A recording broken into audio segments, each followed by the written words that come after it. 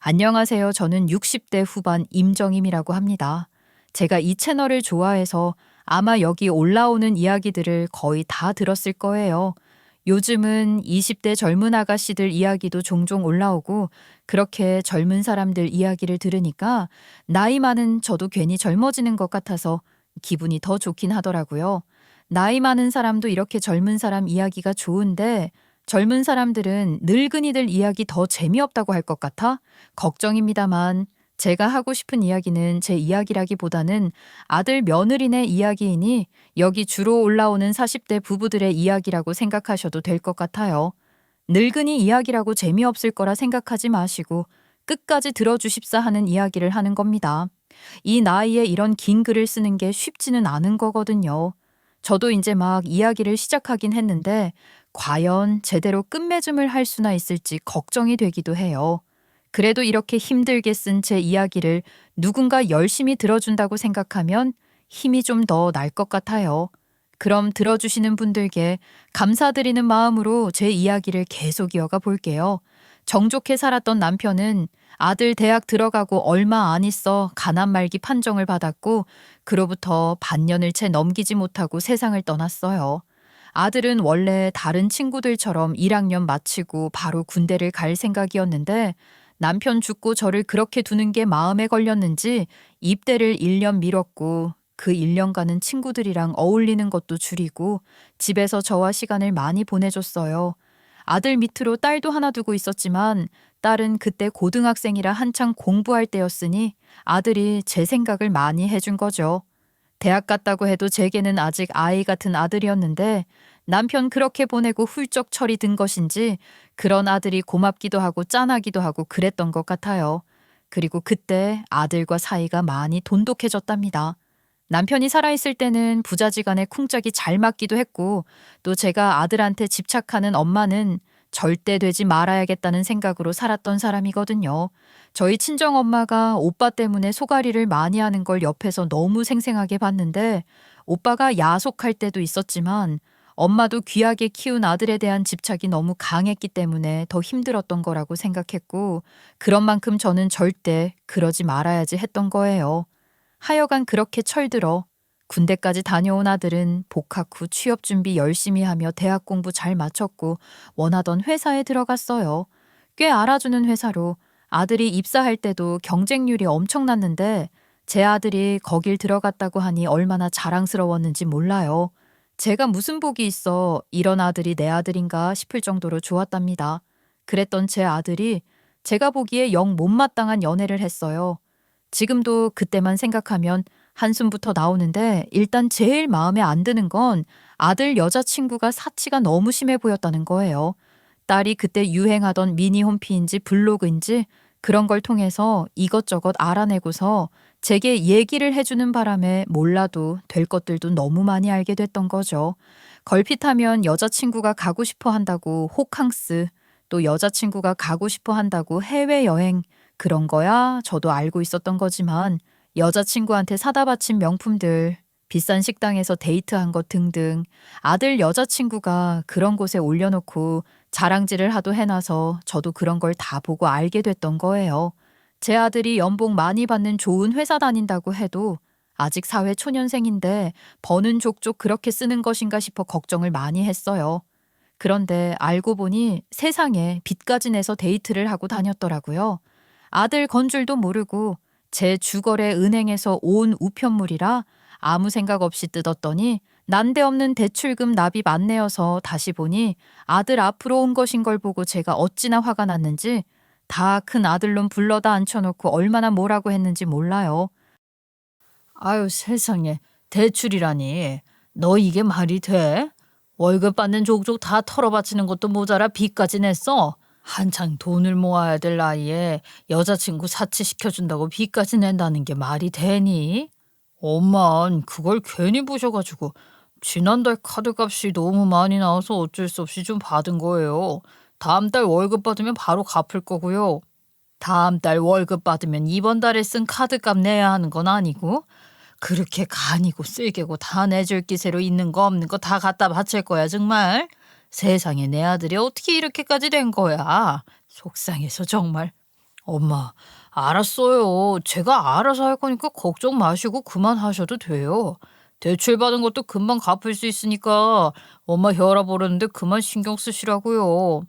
엄마 혈압 걱정하는 놈이 그래 일을 이 지경으로 만들어? 세상에 빚내서 여자친구 명품 사주는 빙충이가 내 아들이라니. 아이고 아이고 내가 정말 못 살아. 솔직히 그땐 제가 난리를 좀 많이 쳤어요. 그럴 만한 거 아닌가요? 그때 제가 더 그랬던 게 당시 제가 주변에서 듣는 이야기들이 많았거든요. 고이 키운 아들 의대까지 보내놨더니 꽃뱀 같은 년 만나 사채까지 쓰고 그 빚 감당 못해 장기까지 떼었다는 흉흉한 소문이 파다했던 때였단 말이죠. 제 아들이라고 그 꼴 당하지 말란 법 없다 싶었고 그래서 더 난리를 쳤던 것 같아요. 그 꼴까지 볼 수는 없잖아요. 제가 그렇게 난리를 치고 나니 아들놈도 돈 쓰는 걸 좀 자제하는 것 같았어요. 빌렸던 대출금도 월급 받아 몇 달 안에 다 갚았다고 보여주기도 했고 말이에요. 그렇긴 한데 그러면서도 그 여자애를 계속 만나더니 기어이 걔랑 결혼까지 해야겠다고 나선 것입니다. 죽어도 걔랑 살아야 된다고 걔 없으면 못 산다는데 방법 없더라고요. 진짜 알아놓을 기세인데 어쩌겠어요. 영 마뜩찮지만 울며 겨자 먹는 심정으로 아들 결혼을 허락할 수밖에요. 며느리 될 아이도 눈치가 있으니 제가 저를 못마땅해 하는 걸 알고는 지는 저랑 잘 지내고 싶다며 나름 애교랍시고 제게 팔랑거리며 쫓아다니며 노력을 하기도 했으니 두고 보겠다는 심정으로 결혼을 시키기로 한 거예요. 그런데 말씀드렸다시피 아들놈은 버는 족족 며느리한테 쓰고 빚까지 냈던 놈이니 모아놓은 돈이 있을 리 없는 거죠. 그러니 결혼 비용은 물론이고 신혼집 할 아파트도 결국 제가 하나 사줬어요. 그렇게 좋아 죽겠다고 죽고 못 산다는데 아들놈 죽는 꼴을 볼 수도 없고 별 수 없더라고요. 자식 이기는 부모 없다고 하잖아요. 혹시 이겨먹는 분들 계시면 비법 좀 알려주세요. 저는 끝내 이겨먹지 못하고 아들놈 좋아하는 거 해주고 말았거든요. 그렇게 신혼집으로 아파트까지 사주며 결혼을 시키긴 했지만 제가 마지막까지 타협을 안 해준 게 하나 있는데 신혼집 명의였어요.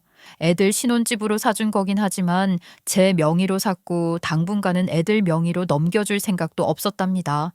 며느리가 그렇게 사치, 허영 가득한 애고 아들은 그런 며느리가 하고 싶다는 것 덮어놓고 다 해주는 놈이니 그런 애들을 뭘 믿고 아파트 명의를 넘겨주겠냐고요. 아파트 담보로 대출 왕창 당겨 뭔 짓을 할지 모르는 거 아니겠어요?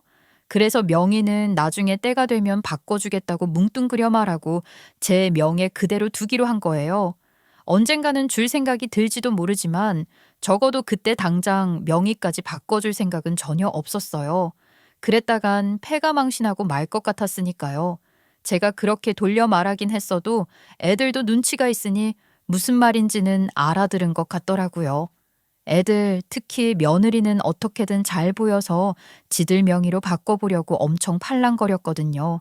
근데 그것도 그런 게 때 되면 바꿔주겠다고 돌려 말했지만 제가 왜 명의를 바로 바꿔주지 않는지도 어느 정도는 짐작할 테고 또 그러다 명의를 안 바꿔줄 수도 있다는 것쯤은 눈치껏 알 거잖아요. 그럼 어떻게든 제게 믿음과 신뢰를 주려고 해야 하는 거 아닌가요? 경제관념 탑재하고 현명하게 소비하는 걸 보여주고 뭐라도 모으고 그런 걸 보여주려고 생각해야 하는 거 아니냐고요. 저한테 보여주기 위해서라도 그런 노력을 해야 하는 거 아닐까 싶었고 어느 정도는 그러길 바라는 마음으로 일부러 그렇게 말한 것도 있었어요. 그런데 며느리는 저한테 잘 보이기 위해 지방식으로 팔랑거렸는데 그게 오히려 제게는 역효과만 냈던 겁니다. 애들은 결혼하고 나서도 연애 때 놀러 다니던 습관 못 버리고 때마다 좋다는 곳으로 놀러 다녔어요. 그러면서 며느리가 저한테 잘 보이겠다고 한 번은 저까지 데리고 해외여행을 간 적이 있었답니다. 그런데 그 여행에서 제가 학을 뗐지 뭐예요. 일단 비행기도 비즈니스 클래스만 타려고 하고 호텔도 웬만한 호텔은 거들떠도 안 보더라고요. 그래, 그런 서비스도 경험이니 어쩌다 한번 기분 내는 건 저도 인정해 줄 수 있어요. 저 그렇게 꽉 막힌 사람은 아니거든요. 그런데 어떻게 여행 갈 때마다 비즈니스 타고 갈 때마다 특급 호텔에 묵느냔 말이에요. 그것도 거기서 사진 몇 장 찍어서 블로그 같은 SNS에 포스팅할 생각이나 하고 있는 것도 한심하기 짝이 없었어요. 밥 먹는 것만 해도 그래요. 여행까지 갔으니 맛있는 것도 먹고 그러는 거 좋다 이거예요. 그런데 꼭 그렇게 매끼 매일 미슐랭이다, 월드베스트 레스토랑이다 그런 데만 찾아다니고 호텔 레스토랑에서 한 끼에 수십만 원씩 그러는 건 정말 아닌 거죠. 게다가 며느리녀는 지가 가자 그래놓고 음식을 다 먹지도 않아요. 반은 남기더라고요. 보다 못해 한 소리 했고 그 뒤로 다시는 애들 여행 가는데 같이 안 갔습니다. 그래도 그나마 애 생긴 후로는 그런 사치고 허영이고 좀 자제하는 것 같긴 했어요. 그도 그럴 것이 애 밑에 돈이 좀 많이 들어가냔 말이죠. 게다가 며느리는 애 낳으면서 애 키우겠다고 회사 그만두고 들어앉았으니 제 아들 월급이 화수분도 아니고 어쩌겠어요. 지 씀씀이를 줄여야 했을 거예요. 애도 안 낳겠다고 미루고 버틸까봐 걱정했는데 그래도 애 제때 낳고 애 제대로 키우겠다고 전업주부로 들어앉은 것까지도 좋게 보려면 좋게 봐줄 수는 있는 거죠. 그래도 아직 제가 보기엔 멀었다 싶었으니 아파트 명의는 여전히 제가 틀어쥐고 있었습니다. 며느리가 손주 낳으면 아파트 명의 지들한테 넘겨주려나 싶어서 엄청 기대를 했다는 건 저도 잘 알고 있어요. 틈만 나면 지 친구 누구는 아들 낳고 시댁에서 차를 바꿔줬다더라, 집을 넓혀줬다더라, 현금 얼마를 받았다더라 하면서 허황한 이야기를 하던데 그럴수록 제 눈에는 아직 멀었다 싶기만 했을 뿐이죠. 걔가 그렇게 철딱서니가 없는 애라고요. 애까지 낳았는데 제가 아파트 명의를 안 바꿔주니 지가 아무리 해도 안 되겠다 싶었는지 지도 기분 나쁘다 이건지 하여간 애 낳고부터 시작해서 차츰차츰 서서히 저한테 잘 보이려는 노력을 안 하는 것 같더니 언제부턴가는 제가 하는 말에 틱틱거리며 토를 달기도 하고 그러면서 싫은 티를 내는 거예요. 그러거나 말거나 그런다고 명예 바꿔줄 거였으면 처음부터 아들 명의로 해줬을 겁니다. 그런다고 바꿔줄 리가 없다는 거죠. 그렇게 시간이 흘러 손주가 어느새 초등학교 2학년이 됐네요. 시간이 언제 그렇게 흘렀다 싶은데 손주 크는 거 보니까 실감이 나는 거예요. 세월이 그렇게 흐르는 동안 저는 더 늙었고 안 아프던 곳도 아프기 시작했으니 원래 안 좋던 건 더 티가 나게 안 좋아지더라고요. 제가 평생 고질병으로 달고 살았던 허리 통증이 너무 심해져 결국은 수술을 하고 아들 내서 신세를 좀 지기로 했어요. 며느리 입장에서 그런 제가 달갑겠어요. 눈치를 잔뜩 주더라만 아들이 하도 지들 집으로 모신다고 하니 모시기는 척 간 거예요. 솔직히 저도 아들네 안 가고 싶었어요. 그런데 딸은 회사 다니고 집에서 사람을 쓰자니 요즘 24시간 입주해서 봐주는 사람 구하는 게 쉽지도 않을 뿐더러 비용도 비용이고 사람 함부로 집에 들이는 것도 아니다 싶어 고민을 하다 결국 아들네로 간 거였어요. 저도 아쉬울 거 없었으면 굳이 며느리 눈칫밥 먹는 거기 안 가고 싶었죠. 오죽하면 갔겠냐고요.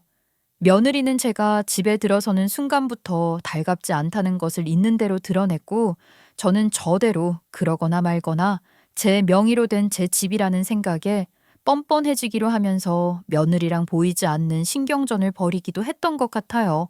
그런데 가만 보니 며느리가 겨우 초등학교 2학년인 손주를 너무 심하게 잡는 거예요. 그 어린애가 아침 8시에 집 나가면 밤 9시나 되어서야 들어오고 들어와서도 그 밤에 무슨 숙제를 한다고 들고 앉더라니까요. 며느리녀는 아침 8시에 손주 등교시킨다고 나가서는 손주 친구 엄마들이랑 몰려다니며 브런치네 뭐네 그러고 한참을 있다가 들어오고 말이에요. 그래서 제가 한 번은 그랬어요.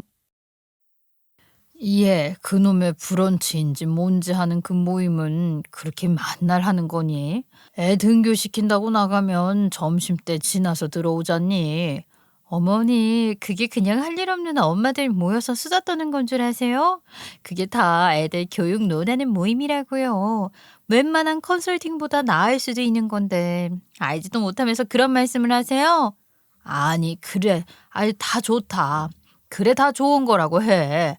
근데 그걸 매일같이 그렇게 하는 거 아니냐, 내 말은. 그런 데서 과외그룹이다 뭐다 다 만들어지는 건데 부지런히 쫓아다녀야 정보도 얻고 좋은 그룹에도 들어갈 수 있는 거예요. 언제 그런 얘기가 나올 줄 알겠어요? 그러니 하루도 게을리할 수가 없다고요. 며느리는 제게 뭘 모르면 가만히 있으라는 듯이 어이없어 하며 가짜는 아는 척, 잘난 척을 하더라고요. 그런데 저는 며느리의 그런 교육 방식이 마음에 들지 않았습니다. 아이 좀 말이 나왔으니 이야기 좀 하자. 나는 사실 애를 그런 사립초등학교에 넣겠다고 한 거부터 좀 그랬다. 여기 니들 사는 동네가 학군이 안 좋은 것도 아니고 내가 이 집에서 애들 교육까지 다 시키며 살라고 다 감안해서 학군 좋은 동네에다 만들어준 집인데 굳이 그런 데를 보내야 하니? 사실이 그랬어요. 며느리가 부득부득 우겨서 대단하다는 사립초에 손주 녀석을 집어넣었는데 저는 제 아들 직장이 나쁘지 않다고 그렇게 생각하지만 그런 데는 죄다 전문직에 기업하는 집 손자들, 정치인 누구 손자, 하다못해 연예인 자식들, 대기업도 그냥 일반 사원으로는 명함도 못 내밀 것 같은 그런 데라고 하잖아요. 괜히 제 아들이나 제 손주 그런 데서 주눅만 드는 건 아닌지 솔직히 그런 걱정도 했어요. 저도 보고 듣는 게 있는데 걱정이 되더라고요.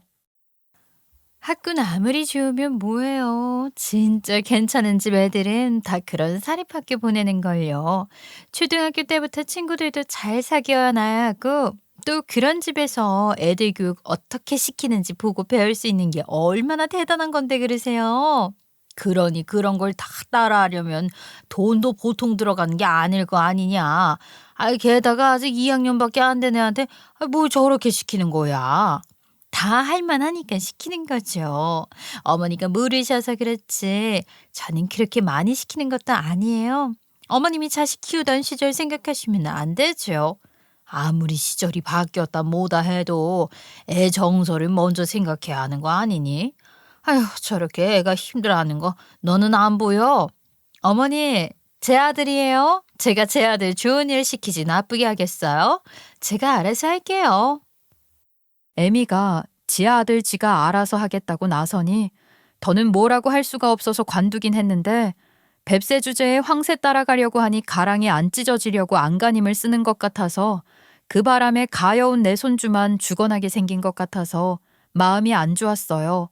애 학교 넣어놓고 엄마들이랑 그러고 있다가 집 잠깐 들어와서 제 밥 차려주고 좀 있으면 또 애 데리러 학교 가서 하교하는 애 데리고 학원들 뺑뺑이 지가 다 시키기는 하더라만 그러는 동안 손주는 파김치가 돼서 들어오는 거죠. 며느리한테는 더 말해봐야 소용도 없으니 아들한테 한 소리를 했는데 아들도 말려보려고 했는데 안 된다고 이제 두 손 두 발 다 들었다는 거예요. 초반에 그 문제로 많이 다퉜는데 결국 손주 교육은 며느리가 다 맡아서 하는 걸로 합의를 해버렸다나요? 며느리가 너무 강경하게 나오더래요. 그러다간 애 교육 문제로 매일 같이 싸울 것 같아서 아들이 한 발 물러섰다고 하더라고요. 제가 옆에서 지켜보는 것만으로도 딱 죽을 것 같던데 그 어린 것이 이걸 어떻게 버티나 싶어서 마음이 많이 쓰였습니다. 그러다 사달이 난 거예요. 손주 그 어린애가 지 혼자 집을 나가서는 혼자서 고속버스까지 나는 일이 벌어졌지 뭐예요. 지금 이렇게 다시 말하면서도 간담이 서늘해지네요. 정말이지 큰일이 날 뻔한 거잖아요. 다행히 착하고 좋은 사람들이 애 혼자 그러고 있는 걸 보고 대처를 잘해줘서 연락이 저희한테 왔으니 망정이지. 나쁜 사람한테라도 걸렸으면 어쩔 뻔했는가 말이에요. 손주 찾았을 때 아들이 마음을 가다듬고 달래듯이 물었죠. 왜 그랬어? 고속버스 타면 멀리 가는 건 몰랐어? 어디 가려고 그런 버스까지 탄 거야? 괜찮으니까 아빠한테 말해봐. 처음엔 그냥 학원 가기 싫어서 학원 빼먹고 도망친 건데 엄마한테 혼날기 무서워서 그냥 엄마랑 멀리 떨어진 곳으로 가야겠다는 생각밖에 없었어요. 애가 주눅이 들어서 그렇게 말하는 모습을 보고 있으니 가슴이 찢어지더라고요. 그 어린 것이 얼마나 무서웠으면 그런 선택을 다 했겠어요. 아마도 저는 짐작할 수 없는 공포감이 아닐까 싶었죠.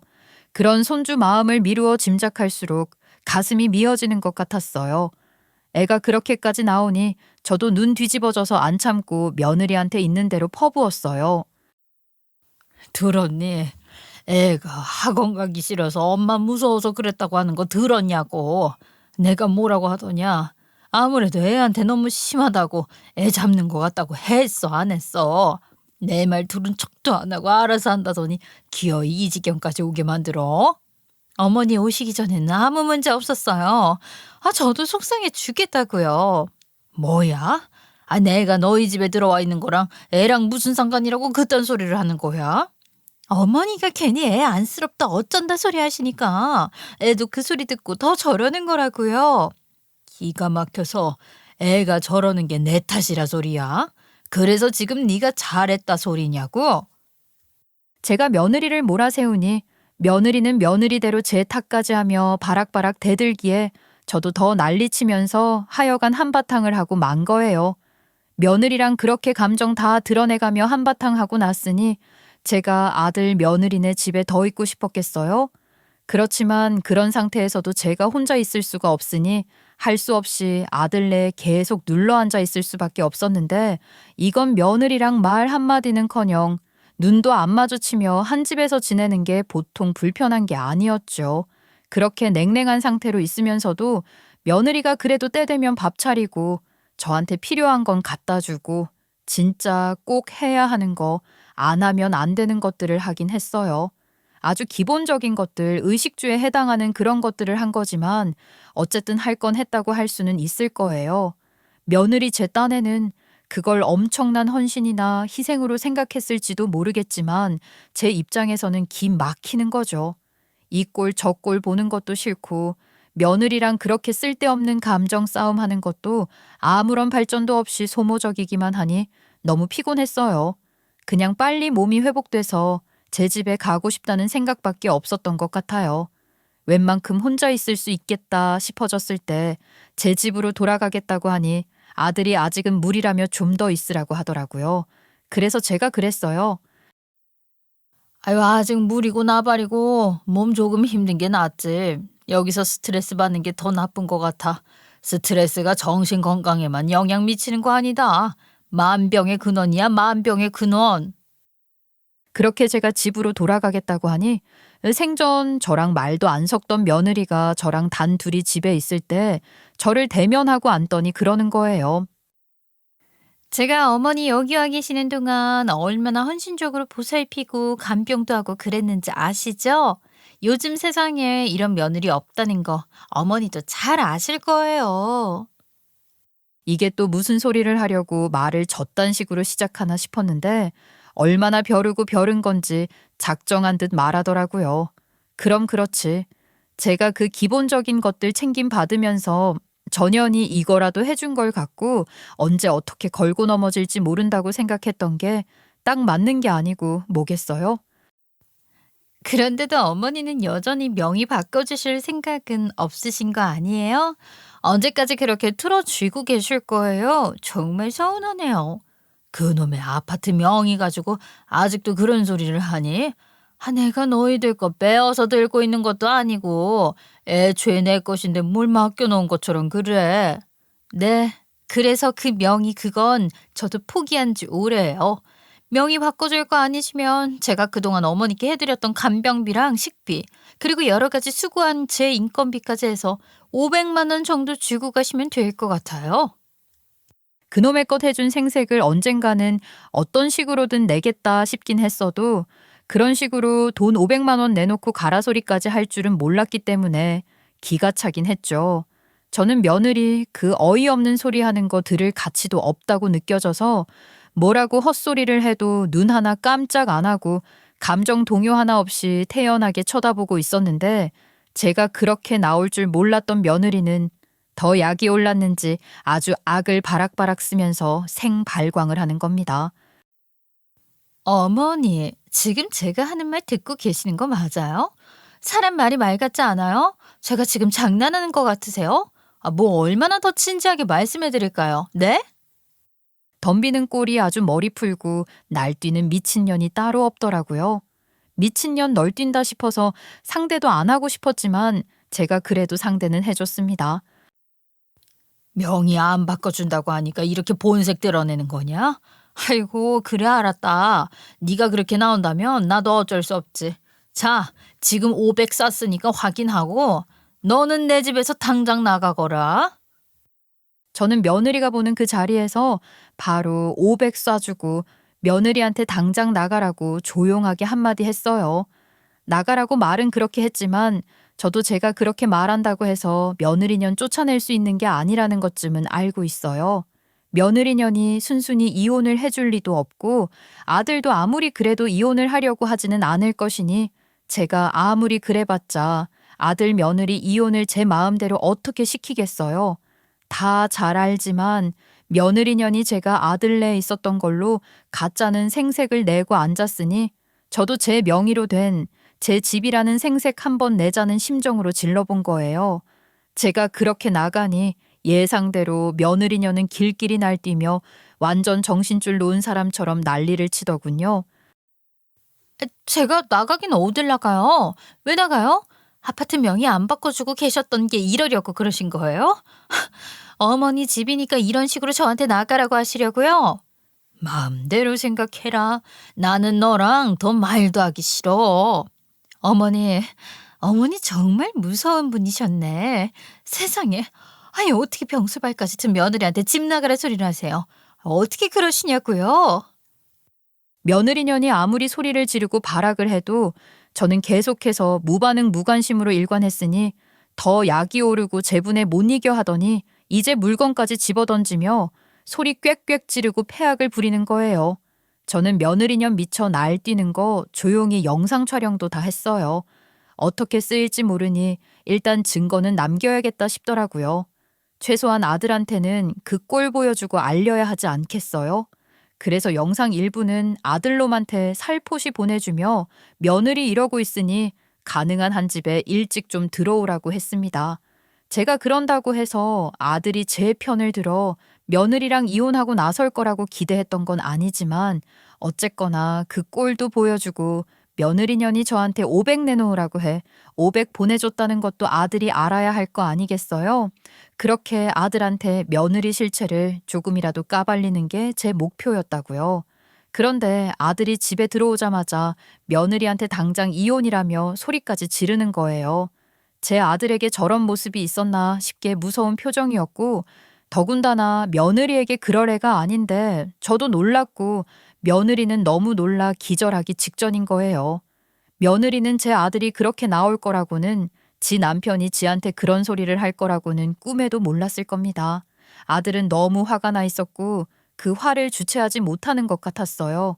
그러던 아들이 조금 진정하고서야 며느리한테 이혼하자 소리까지 하게 된 이유를 이야기하는데 아들이 하는 얘기를 들으니 아들이 이해되는 정도가 아니라 저 역시 너무 화가 나서 며느리년 머리채라도 틀어잡아야 할 것 같은 심정이었어요.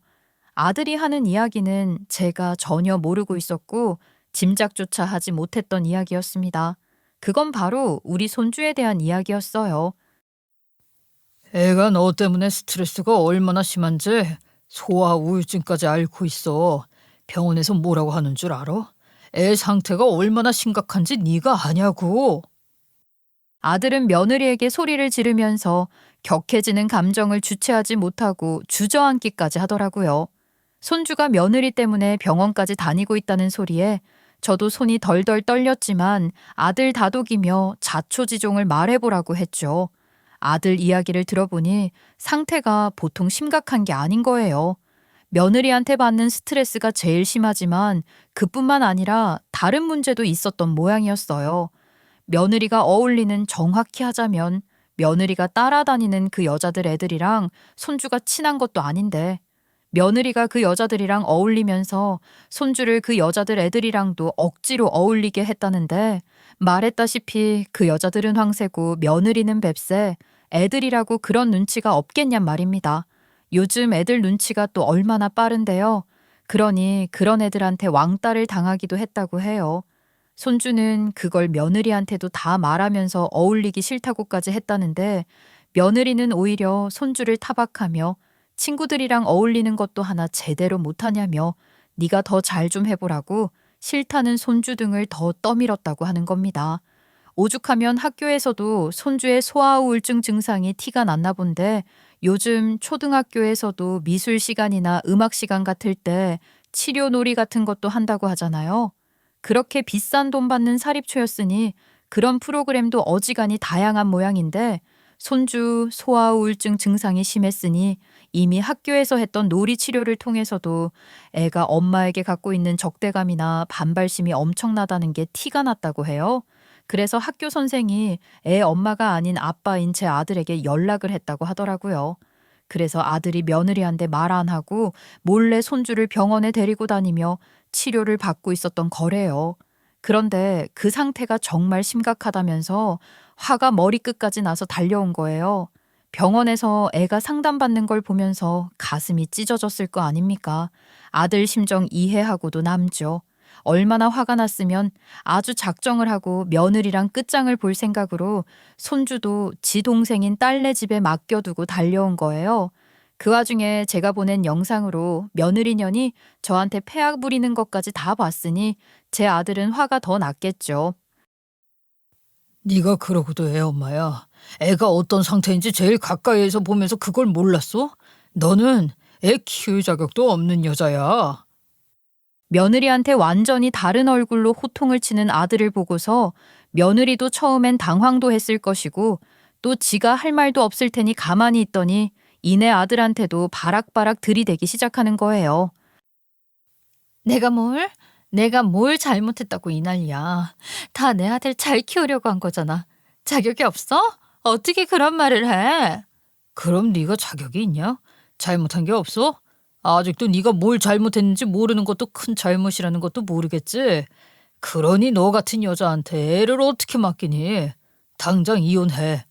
어머, 이혼이라니? 이혼이 무슨 장난인 줄 알아? 이혼 못해. 내가 왜 이혼을 해? 내 아들 내가 잘 키우려고 하는 게 어떻게 이혼 사유가 된다고 이래? 절대 못해. 애 문제만으로도 넌 이혼당해도 싸. 네가 저지른 짓이 어떤 짓인지 몰라?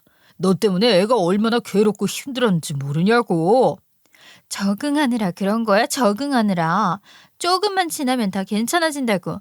내가 알아서 다 잘하고 있었는데 갑자기 왜 이래? 네가 뭘 잘하고 있었다는 거니? 애 이리저리 끌고 다니며 힘들게 하는 걸로도 모자라서 애가 어떤 스트레스까지 받고 있는데 뭘 잘했다는 거야?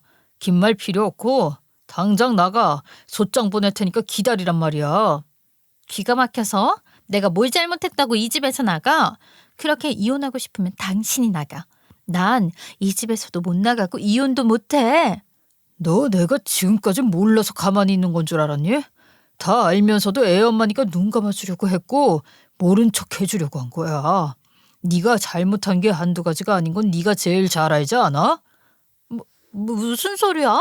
내가 잘못한 게 또 뭐가 있다고 이래? 생사람 좀 그만 잡아. 대체 뭐 때문에 이래? 그런 식으로 사람 떠보지 말고 제대로 말을 해. 대체 뭘 알고 있다는 건데? 이거는 또 무슨 소리야? 애미가 너 모르게 뭐 잘못한 게 또 있단 소리야? 그게 대체 뭐냐? 애미 전현이 또 무슨 짓을 저지르고 다녔던 거냔 말이다. 아들이 며느리를 그렇게 몰아세우면서 제가 몰랐던 며느리의 또 다른 비밀을 폭로하고 나선 것인데 그것 또한 저는 상상도 하지 못한 이야기였어요. 며느리가 제 아들 꼬셔서 받은 명품백이며 고가의 액세서리 같은 것들을 받자마자 바로 되팔고 그 돈을 몰래 챙기고 있었다는 겁니다. 지금 저 드레스룸에 있는 가방들 죄다 짝퉁인 거 내가 모를 줄 알아? 그렇게 다 갖다 팔아치운 다음에 안 들키려고 사다 놓은 거 아니야. 할 말 있어? 아니면 아니라고 해봐. 아니, 당신이 그걸 어떻게 언제부터 알고 있었던 거야? 기가 막힐 노릇 아닙니까? 이건 며느리, 와이프가 아니라 도둑년 아니냐고요. 여태 그런 사실들을 알고서도 봐주고 있었다는 아들놈이 놀라울 따름이었습니다. 아들은 일이 많아서 집에도 가끔 일을 들고 들어와서 하곤 했는데 아들 노트북에 문제가 생겨 며느리 노트북을 좀 쓰려고 한 적이 있었다는 거예요. 새벽이라 며느리는 자고 있었고 그러니 그냥 며느리 노트북을 켠 거죠. 비밀번호 설정이 되어 있었는데 되어락 번호랑 같은 거를 넣어봤더니 열리더라는 거예요. 그래서 간단한 작업만 금방 하려고 했는데 며느리 노트북이 며느리 핸드폰이랑 동기화가 되어 있는 데다가 깨톡이 자동 로그인이 되어 원하지도 않게 자꾸 알림창에 뜨는 것들이 아들 눈에 보였다고 해요. 그런데 올려놓은 가방 문의 드린다는 톡이 자꾸 오더라는 거죠. 느낌이 이상해서 깨톡창을 열어봤더니 세상에 아예 업자로 나선 것인지 순 전부 무슨 거래 문의톡이 엄청나게 많더라는 거예요. 그렇게 알게 되어 인터넷 검색까지 해서 찾아보니 드레스룸에 있는 건 다 가짜, 그것도 등급이 그리 높은 것도 아닌 싸구려들만 가득하다는 걸 알게 됐다고 해요. 아이고 머니나 세상에. 그러니까 넌 그런 걸 이미 다 알고 있었으면서 모르는 척 했던 거야? 왜 그랬어 왜?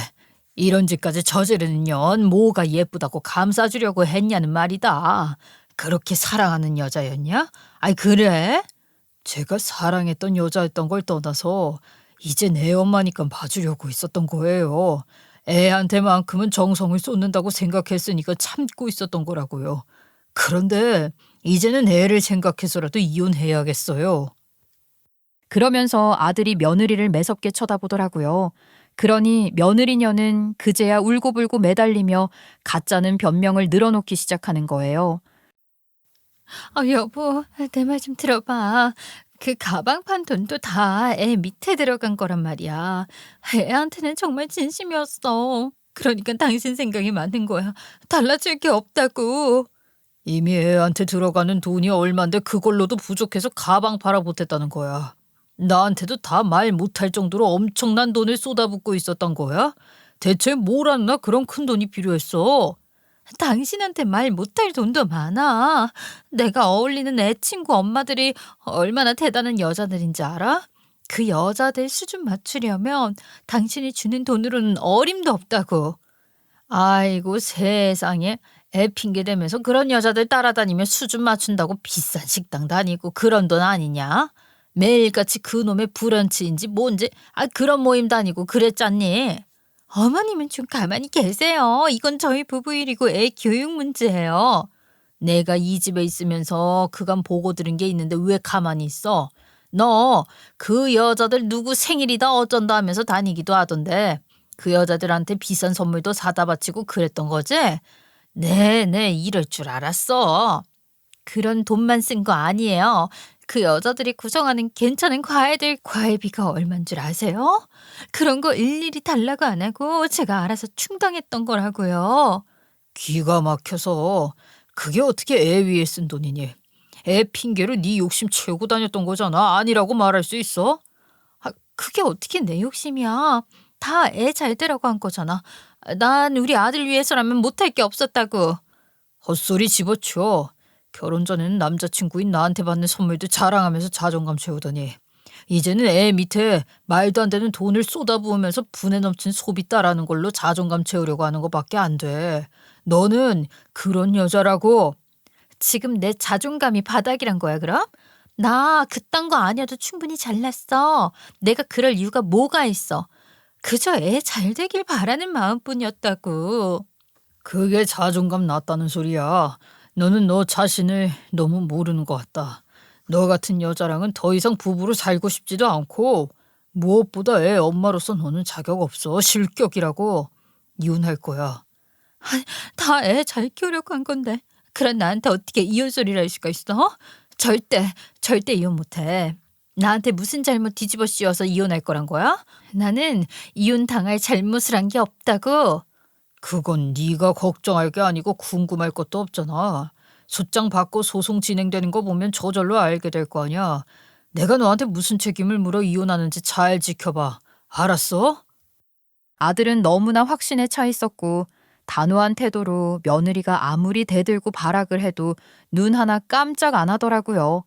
아들은 그동안 이미 많은 것들을 알게 되면서 마음 정리를 어느 정도 하고 있었던 것 같았죠.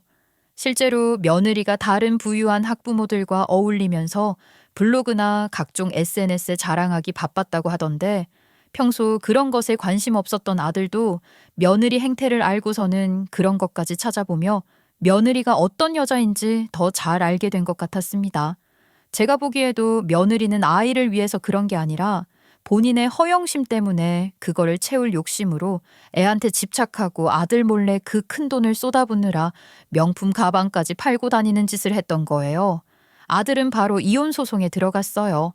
며느리를 귀책 배우자로 확정짓고 양육권까지 아들이 가져와야 했기에 신중하고 철저하게 모든 과정을 진행해야 했습니다. 우선 가장 심각하면서도 명백한 것은 며느리가 아이인 손주를 괴롭힌 죄였어요. 아이 학교에서 실시한 검사 자료들뿐만 아니라 병원에서 이미 진행한 치료 과정에 대한 자료들도 증거가 될 수 있지만 소송 과정에서 손주의 상태를 확인하기 위해서 의사의 심층 면담 같은 조사 절차가 있었는데 그걸 지켜보는 게 힘들더라고요. 정말 마음이 찢어질 것 같았어요. 애가 지 엄마 얘기만 나와도 사시나무 떨듯 떨고 눈치를 보고 병원에서 했던 미술 치료 과정에서 손주가 그린 그림을 보면 지 엄마를 온통 시커먼색으로 괴물같이 삐죽삐죽하게 그려놨던데 그것도 너무 소름 끼치면서 마음 아팠어요. 또한 며느리 차의 블랙박스 확보를 통해 며느리가 평소 아이를 차에 태우고 다니며 어떤 말들을 했는지도 증거로 제출할 수 있었습니다. 아이에게 물리적으로 어떤 상해를 입히는 것만이 문제가 되는 건 아니라고 해요. 정신적 건강도 신체적 건강과 동등하게 보호되어야 하는 것이기에 며느리의 행동들은 명백히 아이를 괴롭힌 것으로 인정받을 수 있는 거죠. 법에 명시된 이혼 사유가 6가지가 있다는데 그중 마지막 항목인 기타 혼인 지속이 어려운 중대한 사유에 해당한다고 하고 그중에서도 아주 심각한 문제로 인식된다고 하더라고요. 아들 며느리 이혼하는 과정에서 저도 법 공부 많이 했지 뭐예요. 며느리년이 제게 물건들까지 집어던지며 패악을 부리는 걸 제가 영상으로 찍어둔 게 있었잖아요. 그건 이혼 사유 6가지 중 4번째에 해당하는 거래요. 당사자의 직계존속이 당사자의 배우자로부터 심히 부당한 대우를 받은 경우에 해당하는 것으로 그것만으로도 이혼 성립이 가능한 독립적인 사유가 될 수 있다고 하더라고요. 그래, 그것만 해도 이혼 사유가 충분하다니 다행이구나. 그러면 양육권까지 가져오는 건 문제 없겠지? 그게 제일 중요한 거 아니냐? 그럼요. 이혼하려는 이유 중에 제일 심각한 게 애 때문인데 양육권도 제가 갖게 될 거예요. 걱정 마세요. 아이고, 다행이다. 그거면 됐지 뭐. 아니다, 아니지. 그년이 네가 선물한 명품들 다 팔아치우고 그 돈 몰래 갖다 쓰고 명품은 죄다 가짜로 채워놓은 것은 어떻게 문제 삼을 수가 없는 거냐? 그것도 변호사한테 물어보지 그랬어. 그것도 상담했어요. 근데 일단 그걸 형사처벌로 처리하기에는 애매한 부분이 있다고 하더라고요. 애매하긴 뭐가 애매해. 그년이 갖다 판 증거들이 그렇게나 명백한데 어디 한둘이야? 뭐가 애매하다는 거야? 우선 그 여자가 팔아치운 것들은 다 제가 그 여자한테 사준 것들이잖아요. 그럴 경우에는 절도죄로 처벌하기가 어렵다고 해요. 아이, 지거 지가 팔아치웠으니까 죄가 없다 이거야? 아이고 참나. 그년이 지 거 아닌 걸 판 건 없어? 네 것도 명품 몇 개 있잖아. 그렇잖아도 제 것도 몇 개 팔아준 게 있더라고요. 증거도 갖고 있긴 해요. 그럼 뭐가 문제야? 이제 그년 절도죄로 쳐넣으면 되는 거 아니니? 그런데 거기도 또 문제가 있다는 거예요. 친족 상돌의 조항 때문에요. 아이고, 나 그거 알아. 지난번에 텔레비전에 나오는 거 봤어. 무슨 말도 안 되는 법이 있더구나. 가족 안에는 벌어지는 절도 행위에 대해서 법으로 처벌하지 않는다는 게 원칙이라며? 이상하게 짝이 없는 법조항 아니냔 말이다. 그러니까 마누라를 절도죄로 고소할 수 없다 이거지? 으이구, 속 터져. 변호사 말이 바로 몇 달 전에 헌법재판소에서 그 친족 상도의 규정이 헌법에 어긋난다면서 헌법 불합치 결정을 내렸다고 해요. 헌법 불합치? 그게 뭐야? 그러면 이제 그 법이 적용이 안 된다는 거냐? 일단 친족 상돌의 적용이 중지된 상태고 25년 12월 31일까지 국회가 법을 개정하지 않으면 친족 상돌의 조항은 효력을 상실하게 된다고 하더라고요. 적용이 중지됐으면 마누라고 뭐고 다 고소할 수 있다는 소리지? 그러면 고소하면 되는 거 아니냐? 위헌이 아니라 적용 중지 헌법 불합치 결정을 내린 것이기 때문에 이전에 처벌받지 않았던 사람들이 소급해서 처벌할 수 있는 건 아니고 헌법재판소 결정이 있는 후에 일어난 절도죄라면 그 법 보호를 못 받는 거죠. 그러면 뭐야? 그 헌법재판소 결정 날짜 이후에 그년이 네 걸 몰래 팔아치운 게 드러나야 처벌이 가능하다는 거지? 그러면 얼른 날짜부터 알아봐야지. 그렇잖아도 추적하고 있어요. 기다려봐야죠. 다행히 며느리년이 아들 명품 가방 하나를 팔아치운 게 아주 최근이라 친족 상돌의 조항 보호를 받지 못하기 때문에 절도죄로 처벌할 수 있을 거라고 합니다. 고소를 할 수가 있다니 할 수 있는 건 다 해달라고 했고 내친 김에 며느리가 저한테 물건 던지고 위협적으로 그랬던 것도 이혼 사유에 적용하는 것을 떠나 상해죄로 고소해달라고 했어요. 그러니 이혼 소송 외에도 추가로 2건이나 더 며느리를 고소한 상태로 이혼 소송을 진행한 거예요. 모든 부분에서 저희 측 주장이 인정을 받을 수 있었고 특히 아이를 상대로 며느리가 저지른 잘못이 크기에 양육권도 아들이 갖게 될 가능성이 크다고 했는데 다만 아시다시피 이혼 소송이라는 게 하루 이틀에 끝날 일이 아니니 소송 마무리까지 손주 안전 보호를 위해 사전처분 제도를 활용해 임시양육자로 지정을 받아두라고 조언하기에 그렇게 했고 그 덕분에 소송이 마무리될 때까지 아들이 임시로 손주 양육자로서의 권리를 인정받을 수 있었어요. 그렇게 며느리로부터 손주를 완벽하게 보호하며 모든 소송을 진행할 수 있었고 아들과 저는 손주 학교부터 집 근처 일반 초등학교로 전학시키고 학원이고 뭐고 다 끄는 상태로 아이가 하고 싶다고 하는 게 있다면 시킬 작정으로 지금은 안정을 최대 우선으로 생각하고 있답니다. 그 사이 이혼 소송은 저희가 원하던 방향으로 마무리됐고 며느리는 면접 교섭권도 가질 수 없게 됐어요. 절도죄와 상해죄에 대해서도 저희가 절대 합의 안 해줄 거라고 했기 때문에 집행유예와 벌금형으로 처벌을 받아 사회봉사도 하고 벌금도 내고 그래야 할 겁니다. 며느리녀는 당장 위자료며 양육비라도 보내려면 일자리부터 구해야 할 텐데 그 궁리나 할 것이지 아들이나 제게 연락을 해 손주 얼굴 보여달라 소리나 하고 있더라고요. 통사정을 아무리 해봐라 우리가 내년한테 손주 보여줄 것 같은지. 손주는 아직도 며느리에 대해서는 여전히 경계하고 반발하는 상태를 드러내고 있으니 더더욱 그럴 수 없을 것 같아요. 저는 살던 집 세를 주고 아들 집에 들어가 손주 봐주며 살고 있어요. 아무래도 아들네가 손주 학교도 그렇고 손주에게 좋을 것 같아서 그렇게 하기로 한 거예요. 손주 상태가 차도를 보이는 게 너무 더디다 싶으면 아들이 지방근무 신청해서 한적한 동네에서 좀 살아볼 생각도 하고 있어요. 며느리한테 받은 상처도 상처고 되지도 않은 것들이랑 어울리게 하는 동안 그런 관계에서 손주가 받은 상처도 크기 때문에 앞으로도 한참은 손주에게 신경을 많이 써야 할 것 같아요. 제가 더 건강하게 오래 살아야 할 이유가 하나 더 생긴 거죠. 저희 아들은 그 옛날 남편 죽고 철들기 시작하던 그때 그 착한 아들로 돌아왔고 그때보다 더 든든하게 저와 손주를 지켜주겠다고 하고 있어요. 며느리녀는 양육비를 자꾸 조금씩 모자라게 보내는데 아직 제대로 된 일자리를 못 구했다며 구구절절 변명 문자를 어찌나 길게 보내는지 제대로 읽어보지도 않았고 부족하게 넣은 거 다 체크하고 있으니 제대로 된 일자리 빨리 구해서 채워 넣으라고만 했어요. 무슨 일을 해서 돈을 벌고 있는지는 모르고 관심도 없고 양육비만 제대로 넣으면 되는 거죠. 여러분, 제가 겪은 일들 어떻게 들으셨어요? 세상에 별의 별 사람이 다 있는 거라고 하지만 제 손주한테 그년이 저지른 짓을 생각하면 지금도 피가 거꾸로 솟아요. 그나마 너무 늦지 않게 모든 일들을 제자리로 돌려놓을 수 있었으니 다행이라고 생각하며 감사하려고요. 제 이야기 끝까지 들어주신 것 정말 감사합니다. 이렇게 들어주신 분들이 있다는 것만 해도 저한테는 위로가 되는 것 같아요. 더 힘내서 제 새끼 잘 챙기며 살아야죠. 감사합니다.